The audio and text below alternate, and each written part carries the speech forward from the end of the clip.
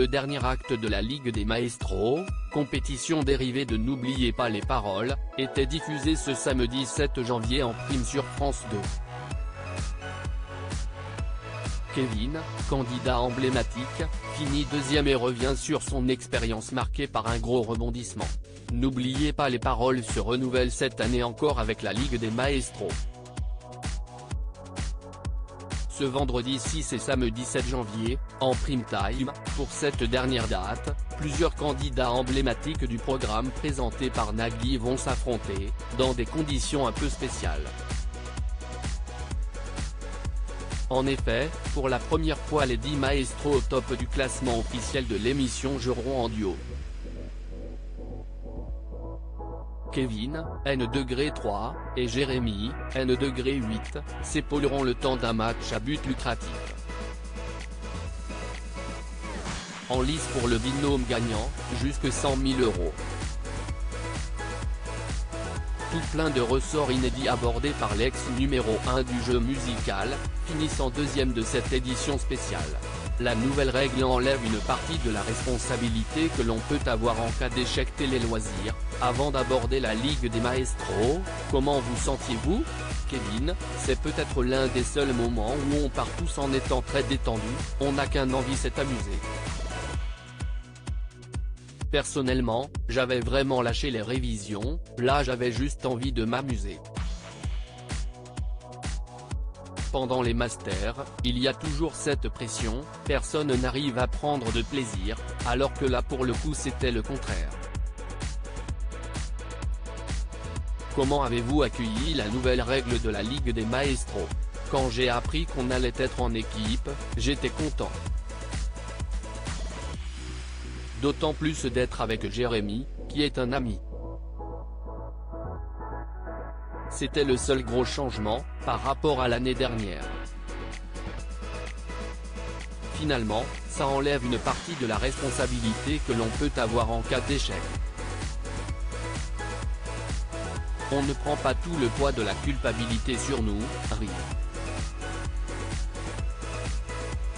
Avez-vous eu la possibilité de choisir votre binôme? Non, la répartition est faite par ordre dans le classement. Vous avez commis une petite erreur lors de votre premier match face à Margot et Hervé. Il y avait des mêmes chansons en relais. On était les premiers à passer sur cette thématique et on s'est fait un peu avoir là-dessus parce que le rythme est rapide. On pensait que chacun allait se partager une moitié de la chanson, mais on n'a pas fait attention aux lumières, qui s'allument pour signaler qu'il faut changer de chanteur. On a donc chanté en même temps et on a compris, pour les autres matchs, qu'il ne fallait pas faire comme ça, rire. On connaissait les paroles, on s'est juste mal coordonné. On n'avait tous les deux pas révisé. Cet imprévu a-t-il été facile à gérer? Oui, ça m'a bien plu puis on s'entend tous très bien. Je trouve la Ligue des Maestros un peu plus sympa parce que pendant les masters, c'est une énorme pression dès le début. Si tu foires le premier match, c'est fini et tu as bossé pour rien, en fait. Avec les masters, je ne prends jamais de plaisir, à moins que j'aille loin. Le tournoi des Maestros, c'est en équipe mais quand tu perds, tu ne sers plus à grand chose dans le jeu. Et lors de la Ligue, on a perdu notre tout premier match et à la fin de la compétition on arrive à la deuxième place.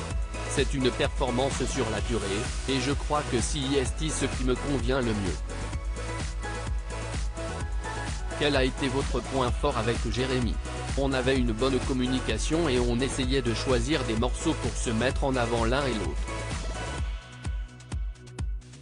Même si parfois je n'étais pas très à l'aise avec un titre, je le prenais parce que je savais qu'il ne serait pas plus à son avantage que moi. Et je pense qu'il se disait la même chose.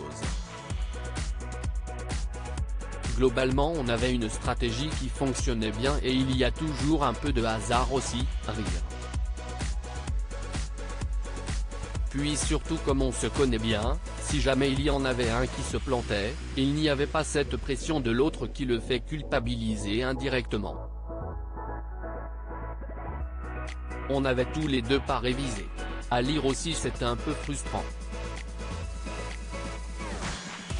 Kevin, n'oubliez pas les paroles, réagit à son élimination des Masters 2022.